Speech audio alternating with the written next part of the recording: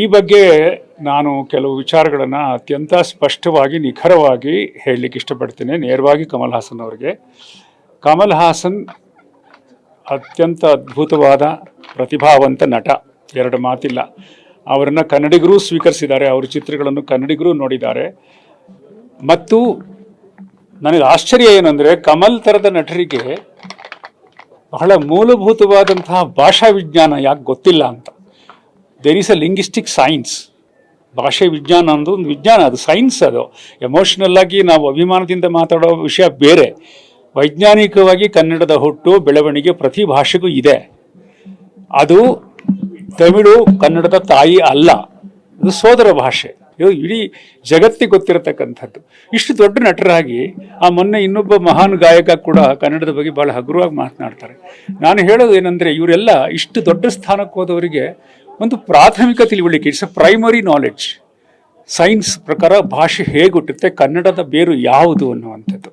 ಕನ್ನಡದ ಬೇರಿನಿಂದ ಬಂದಂಥ ಪಂಚದ್ರಾವಿಡ ಭಾಷೆಗಳಲ್ಲಿ ಕನ್ನಡವೂ ಒಂದು, ತಮಿಳು ಒಂದು, ತೆಲುಗು ಒಂದು, ಮತ್ತು ನಮ್ಮ ಉಪಡೈಲೆಕ್ಟ್ ಆಗಿ ಬಂದಿರತಕ್ಕಂಥ ತುಳು, ಕೊಡವ ಭಾಷೆಗಳು, ಇವೆಲ್ಲ ಕನ್ನಡದ ಸೋದರ ಭಾಷೆಗಳು.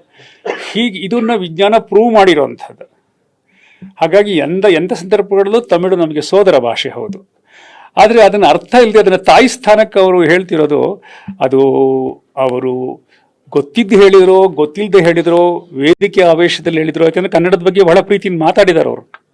ರಾಜ್ಕುಮಾರ್ ಅವ್ರ ಬಗ್ಗೆ ಮಾತಾಡಿದ್ದಾರೆ, ಕನ್ನಡದ ಬಗ್ಗೆ ಮಾತಾಡಿದ್ದಾರೆ. ಅದು ತುಟಿ ಮೀರಿ ಅವರು ಆಡಿದರೆ ಅವರು ಅದಕ್ಕೆ ವಿಷಾದ ವ್ಯಕ್ತಪಡಿಸಬೇಕು. ಯಾಕೆಂದರೆ ನಾವೆಲ್ಲ ಸಾಹಿತ್ಯ ಓದ್ಕೊಂಡವ್ರಿಗೆ ಗೊತ್ತಿದೆ, ನಮಗೆ ಎಲ್ಲರಿಗೂ ಗೊತ್ತಿದೆ ಸಾಹಿತ್ಯನೇ ಓದಬೇಕು ಅಂತಲ್ಲ. ಸೊ ನಾವು ದಕ್ಷಿಣ ಭಾರತೀಯ ಭಾಷೆಗಳೆಲ್ಲ ನಾವು ಅಕ್ಕ ತಂಗಿಯರು ಹೌದು. ಆದರೆ ಅದರಲ್ಲಿ ಯಾರನ್ನೋ ಒಬ್ಬರನ್ನ ಬೇಕು ಅಂತ ತಾಯಿ ಸ್ಥಾನಕ್ಕೆ ಕೂರಿಸ್ಕೊಳ್ಳೋದು, ಅದು ಒಂದು ಕನ್ನಡಿಗರನ್ನ ಕೆರಳಿಸುತ್ತೆ ಮತ್ತು ನೋಯಿಸುತ್ತೆ. ಅದು ತಮಿಳಿಗೂ ಮಾಡೋ ಅಪಮಾನ, ಅಥವಾ ಯಾವುದೇ ಭಾಷೆಗೆ ಮಾಡೋ ಅಪಮಾನ. ಭಾಷೆಯ ಬಗ್ಗೆ ಸುಳ್ಳು ಹೇಳಬಾರ್ದು, ಸುಳ್ಳು ತಪ್ಪಾಗ್ತದೆ. ಕನ್ನಡದ ಇತಿಹಾಸ ಎಷ್ಟು ವರ್ಷ ಇದೆ, ಕನ್ನಡದ ಮೊದಲ ರಚನೆ ಯಾವಾಗ ಆಯಿತು, 3000 ವರ್ಷದ ಹಿಂದೆ ಗ್ರೀಕ್ ನಾಟಕದಲ್ಲಿ ಕನ್ನಡದ ಸಾಲು ಇದೆ ಅನ್ನೋದು ಸಂಶೋಧನೆ ಆಗಿದೆ. ಈಗ ಕನ್ನಡಕ್ಕೆ ಬೂಕರ್ ಪ್ರಶಸ್ತಿ ಬಂದಿದೆ. ಇಡೀ ವಿಶ್ವ ಇತ್ತ ಕಡೆ ತಿರುಗಿ ನೋಡ್ತಾ ಇದೆ ಕನ್ನಡದ ಸಣ್ಣ ಕಥೆಗಳ ಬಗ್ಗೆ. ನಮ್ಮ ಹಾಸನದ ಹೆಣ್ಣು ಮಗಳು ಭಾನು ಮುಷ್ತಾಕ್ ಅವರು ಬರೆದಿರುವಂಥದ್ದು. ಇಂಥ ಹೊತ್ತಲ್ಲಿ ಒಬ್ಬ ದೊಡ್ಡ ನಟ, ಹಿರಿಯ ನಟ, ಬಹುಭಾಷೆಗಳಲ್ಲಿರ್ತಕ್ಕಂಥವ್ರು ಒಂದು ಆ ವಿಷಯಕ್ಕೆ ಗೊತ್ತಿಲ್ಲದಿದ್ದರೆ ಅಂಥ ಪ್ರಶ್ನೆಗಳನ್ನು ಅವಾಯ್ಡ್ ಮಾಡಬೇಕು, ಗೊತ್ತಿದ್ದರೆ ಖಚಿತವಾಗಿ ಮಾತಾಡಬೇಕು. ಹೀಗಾಗಿ ನನಗೆ ನೋವಾಗಿದೆ ಅವರು ಮಾತಾಡಿರೋದ್ರಿಂದ.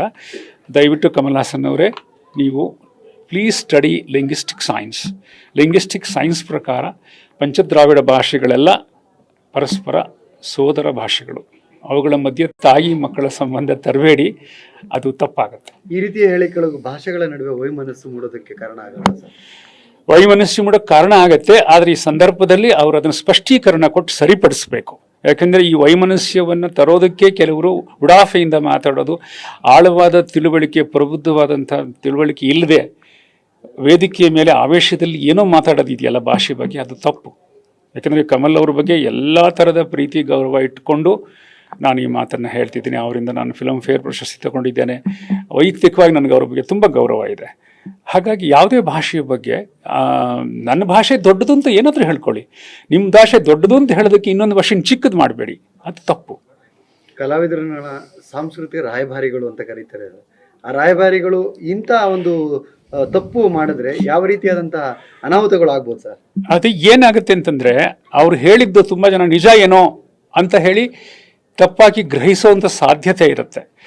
ಮೊದಲನೇದಾಗಿ ಒಬ್ಬ ಕಲಾವಿದ ಅಷ್ಟು ಓದ್ಕೊಂಡ್ರೆ ಒಳ್ಳೆಯದು. ಓದ್ಕೊಳ್ಳೋಕ್ಕಾಗಿಲ್ಲ, ಆ ವಿಷಯ ನನಗೆ ಪೂರ್ತಿ ಗೊತ್ತಿಲ್ಲ ಅಂದರೆ ಗೊತ್ತಿಲ್ಲ ಅಂತ ಹೇಳಬೇಕು. ಯಾರು ಗೊತ್ತಿಲ್ಲದಿರುವುದನ್ನು ಗೊತ್ತಿಲ್ಲ ಅಂತ ಹೇಳ್ತಾನೋ ಅವನ ಬಗ್ಗೆ ಗೌರವ ಜಾಸ್ತಿ ಆಗುತ್ತೆ. ನೀವು ನೋಡಿದ್ದೀರ ಯಾವತ್ತಾದರೂ ರಾಜ್ಕುಮಾರ್ ಅವರು ಎಷ್ಟು ಮುಗ್ಧತೆಯಿಂದ ಮಾತಾಡ್ತಿದ್ರು ಅಂದರೆ, ಅವ್ರಿಗೆ ಎಷ್ಟು ಗೊತ್ತಾದ್ರೂ ಮಾತಾಡ್ತಿದ್ರು. ಗೊತ್ತಿಲ್ಲದಿರೋದ್ರ ಆಚೆಗೆ ಹೋಗಬಾರ್ದು.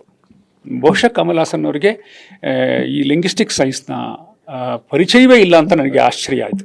ಯಾಕೆಂದರೆ ಕನ್ನಡ, ತಮಿಳು, ತೆಲುಗು, ಮಲಯಾಳಂ ಮತ್ತು ತುಳು, ಈ 5 ಪಂಚದ್ರಾವಿಡ ಭಾಷೆಗಳು ಮತ್ತು ಒಂದು ತಾಯಿ ಬೇರಿನಿಂದ ಬಂದು ಕವಲೊಡೆದಂಥ ಭಾಷೆಗಳು 3000 ವರ್ಷದಿಂದ ಅನ್ನೋದನ್ನು ಭಾರತೀಯ ಭಾಷಾ ವಿಜ್ಞಾನ ಸಿದ್ಧಪಡಿಸಿದೆ. ಅದಕ್ಕೆ ಪುಸ್ತಕಗಳಿದೆ, ಆಕರಗಳಿದೆ.